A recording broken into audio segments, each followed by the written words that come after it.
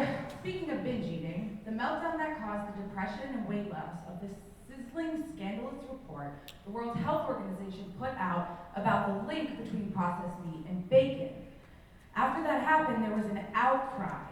So on Thursday, they made sure to say that eaten in moderation, people are still able to eat that kind of meat. Meat producers slammed this report, calling it a farce. And despite the fact that low-income families eat much more processed meat at a higher rate due to their low income, Bill O'Reilly still is discussing on our next show, the war on bacon, featuring Ted Cruz. So recently, both Secretary Hillary Clinton and former British Prime Minister Tony Blair have said that they supported the initial invasion of Iraq based upon the faulty intelligence that they had at the time.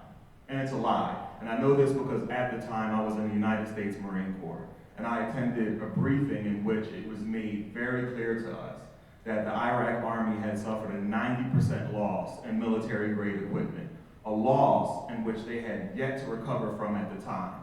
So in my mind, as just a simple cook in the Marine Corps, was how do you advance to a nuclear weapons arsenal?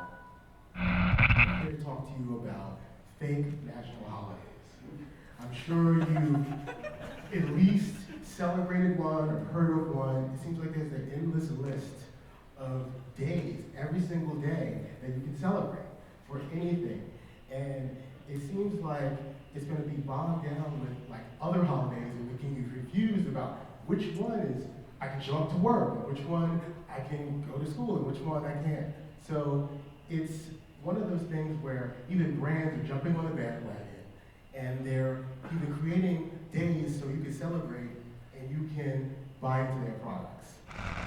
So, we all know in this country that there are many social justice movements going on. Many of them aimed at racial disparities, including the Black Lives Matter movement, which is obviously the hugest one. But even they recently went ahead and interrupted one of Bernie Sanders' speeches.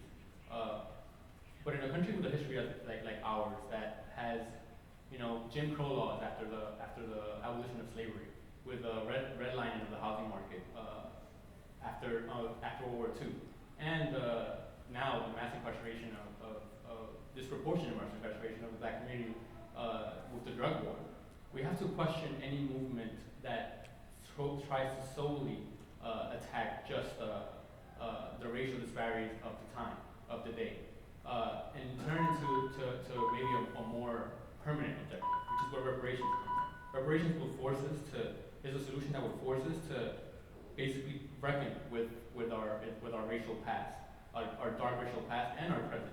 And we have to fight really hard for it not to become our future.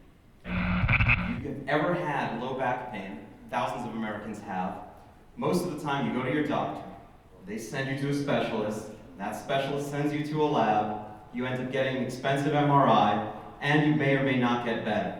Well, according to the American College of Physicians, MRIs are only indicated for people who have progressive neurological symptoms or people who are undergoing surgery.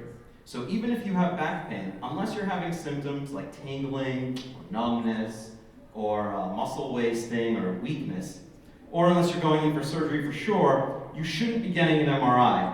It's expensive, and it probably won't help you, and it may even make you worse. And that's my final judgment. I am born and raised in Australia. My mother is Lebanese, my dad is Greek Cypriot, and I've lived in New York for 10 years, so I'm talking about immigration, obviously. I'm very passionate about empathy towards legal immigrants, undocumented residents. I am a hip-hop journalist by trade. I started Australia's first hip-hop magazine. I have over 10 million views on my YouTube channel, interviewing everyone from Beyonce to Tupac's mother, and ultimately my career gives me huge passion and happiness, but I would like to speak more and touch more on real social issues like immigration. So I'm working on a pilot right now called American Dreaming about women like me. So thank you very much.